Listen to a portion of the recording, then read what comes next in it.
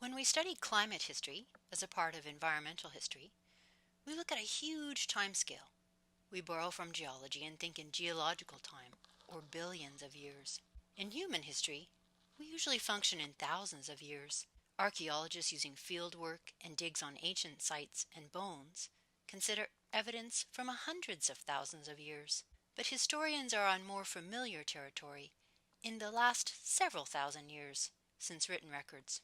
In environmental history, we look at evidence such as physical science or science proxies, borrowing from geology, forestry, biology, and chemistry, or human records such as weather diaries, the inventions of the barometer to measure air pressure, or the thermometer to record temperature. Climate change is constant, but what are the causes?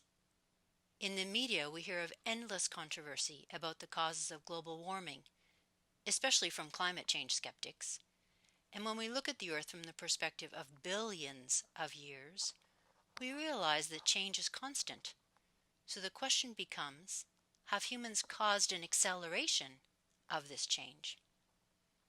For our discussion and exercise on climate and weather this week, we'll focus on the Little Ice Age that caused the Thames and the Rhine to freeze across Europe, glaciers to expand in the Alps, but also brought hardship, famine, and migration. The climate in geological time studies the age of the Earth in billions of years, about 4.5 or 4.6 billion years. The Earth has been a greenhouse environment for 85% of its existence, or for something like 3.825 billion years, while for a mere 675 million years, the Earth has been an icehouse environment. What does that mean? An icehouse Earth is when one or both poles are covered by ice. For 4.5 billion years, give or take a few, then it's been mostly a greenhouse with 5 major icehouse periods.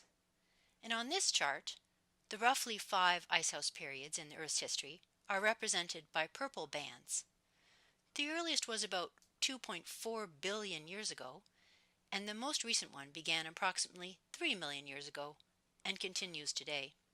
We do live in an ice age.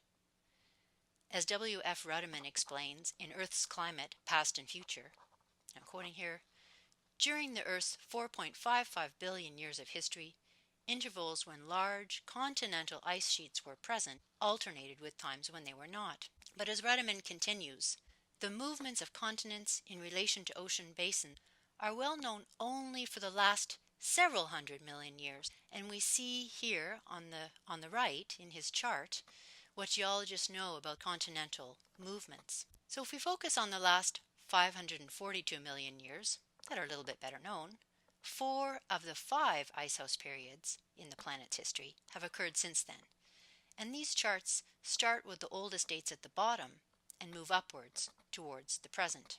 Here we see a timeline of over 4.6 billion years that charts a series of geological and biological changes of the Earth.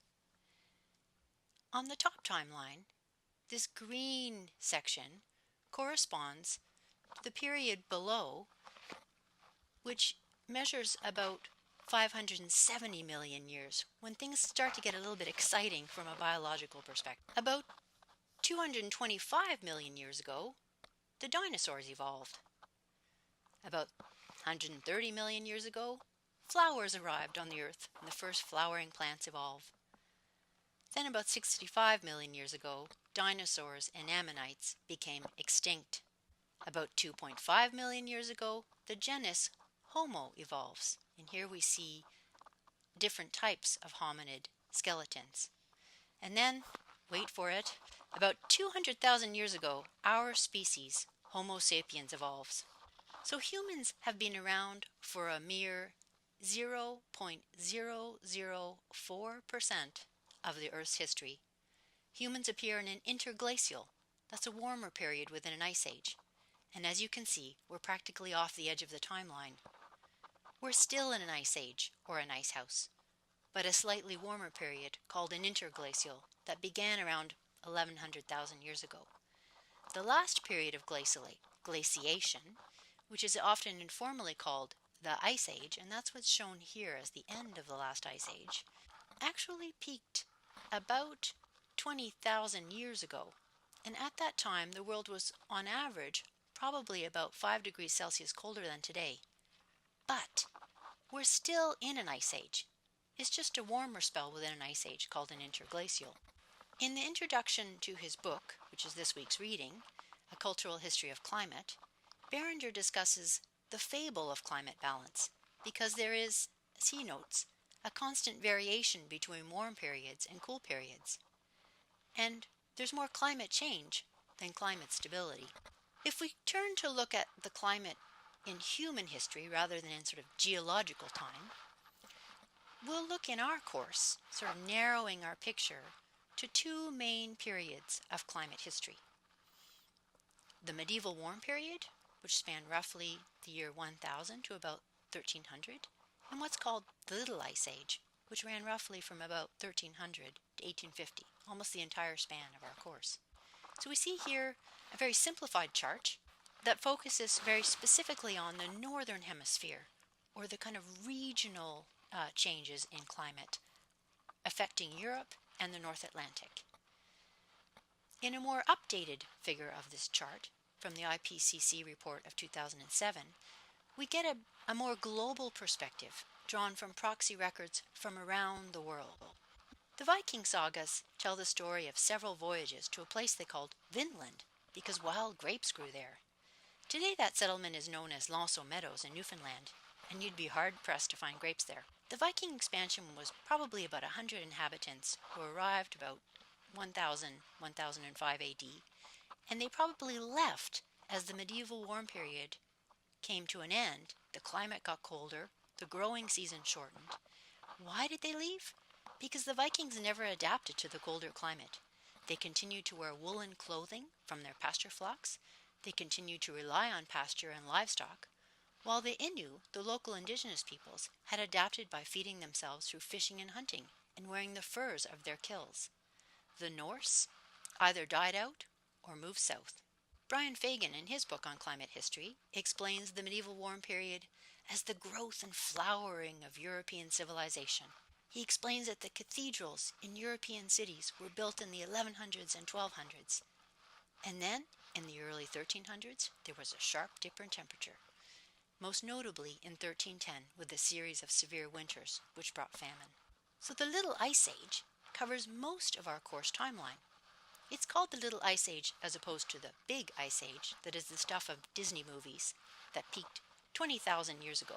But remember, we're still in an ice age or an icehouse period because there is ice at both poles. During the Little Ice Age, there were several centuries of cooler temperatures, cycles of wet summers and severe winters, and famine. But other areas of the globe, such as the tropics or Africa, experienced an arid, dry climate and the failure of crops due to lack of rainfall. For the discussion exercise in this unit, we'll look at the human and historical records of the Little Ice Age. If we look at the evidence for climate history, we need to ask, how do climate historians determine the climate changes within these areas? How do they determine the prevailing conditions that set apart the medieval warm period from the Little Ice Age? This is what historians call periodization, and separating one climate history from another. So climate historians borrow from science. They use what White terms physical proxies. And these proxies are, and I quote him, consistent, homogeneous, quantifiable data. Barringer, in the preface to this week's reading, A Cultural History of Climate, describes planet Earth as an archive. Each type of sample or proxy provides a physical record that correlates to a climate variable, such as tree rings, corals, stalagmites or stalactites, or ice cores, and these can be measured. So if we look a little bit more closely here, we can see what's called dendrochronology, or tree ring dating. Dendroclimatology is the use of tree rings for the study of climate history. So we see the scale here below is 1 centimeter, and these are sort of incidents. Tree rings by year, you can see the tree rings there, and you can also see the scars caused by fires in 1843 in 1856. So we can see in these tree rings, used for the study of climate history, when it's a small ring, is it cold, an insect attack? What's the cause? The scars of fire might indicate a drought. There's some skepticism about how applicable tree rings might be, because the good conditions of rainfall for a tree might not necessarily be the same as for crops or agriculture. So let's look at how scientists use tree rings to understand climate history and historical events. This very short video is from the National Science Foundation in the US.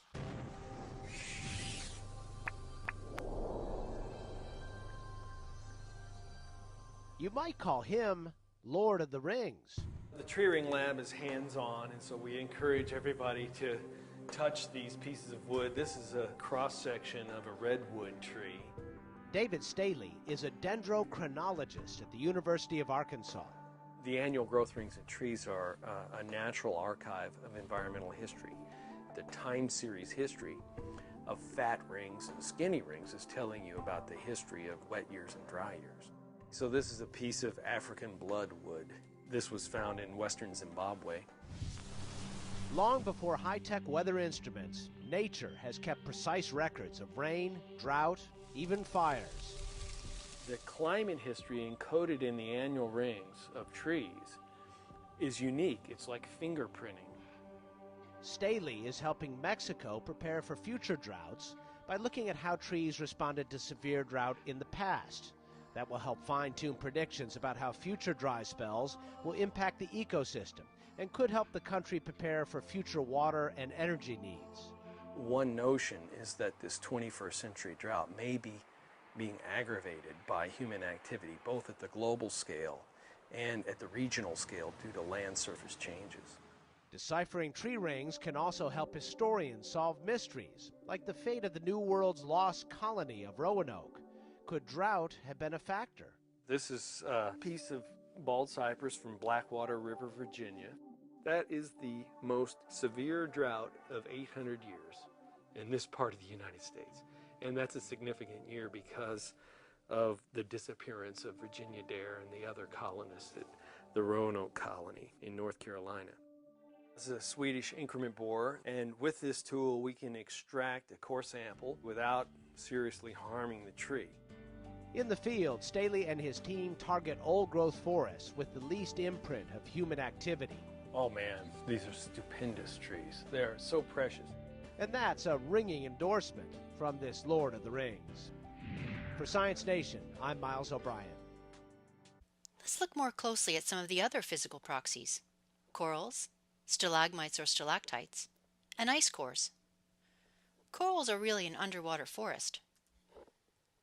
Like trees, corals can also reveal layered growth based on water temperature, nutrients, and how levels of sediment in the water affected sunlight to the marine environment. Scientists also study the chemistry of the patterns of growth for their levels of oxygen. They can also date the corals from their levels of uranium and thorium. Each of the light-dark bands in this X-ray of a cross-section of a coral core formed during a year of growth. And here we can see the scale again is 1 centimeter. The most recent coral growth is on the left, while the older bands extend to the right. Stalagmites and stalactites can also be studied, really to understand climate change in the tropics by measuring oxygen levels. And they also help to study dry and wet cycles, which we can then compare to more northern latitudes. Scientists called paleoclimatologists can examine ice cores for the level of carbon dioxide or volcanic ash. Ice sheets contain a record of hundreds of thousands of years of past climate trapped in the ancient snow. Scientists recover this climate history by drilling cores in the ice, some of them over 3,500 meters deep. These photographs show experimental drilling on the Greenland ice cap in the summer of 2015. In December of 2011, the West Antarctic Ice Sheet Divide was the subject of an ice core project funded by the National Science Foundation. It reached a depth of 3,405 meters and recovered the longest U.S. ice core to date from the polar regions. So these ice cylinders that we can see here are 12.2 centimeters in diameter, just to give you a sense of the scale. And they give information on past environmental conditions for up to 68,000 years. Things like the concentration of greenhouse gases, surface air temperature, wind patterns, and the extent of sea ice around Antarctica. So we can use ice cores to understand climate history. There are 2 videos linked on your Blackboard course that give examples from the scientists at the British Antarctic Survey, and this is really from the Natural History Museum in London, UK, or there's also a video from the Government of Canada Science website and the Canadian program Earth Tones, which follows the work of scientists in the Canadian North. We should pay attention to 3 physical proxies in particular, and these are the maps from 1000 showing physical proxies, from 1500 showing physical proxies, and from 1750 showing physical proxies. The tree rings are indicated on these maps as brown triangles. Ice cores or ice boreholes are indicated by blue stars. And starting on the 1750 map, we see instrumental measurements in the red thermometers, because thermometers are only invented in the 1600s, one of the aspects we'll explore in this week's discussion. You might notice that most of this data favors the northern hemisphere. Climate change is constant, from greenhouse to icehouse to greenhouse, and fluctuations within called glacials and interglacials. But what are the causes? In the media that we hear all the time is whether the latest global warming is caused by humans. There are several types of indicators that are rising indicators. These are sea level from the 1800s, sea surface temperature from 1850, marine air temperature from 1850, air temperature over land from around 1850. And the data from around 1940 are things like ocean heat content, specific humidity, tropospheric temperature. Well, that's the kind of active weather layer of the atmosphere closest to the Earth's surface. So these are indicators that the climate is warming. There are also declining indicators: spring snow cover in the northern hemisphere, the September extent of Arctic sea ice, and glacier mass. Our discussion group assignment this week will consider human records about the Little Ice Age from 1300 to 1850. Are historical or human records a weaker source of evidence because human practices change? Do we need more than one lifetime for an accurate measure? Are science proxies more consistent and comparable? And don't forget the image credits for today's lecture. We always need to credit our sources in academic work.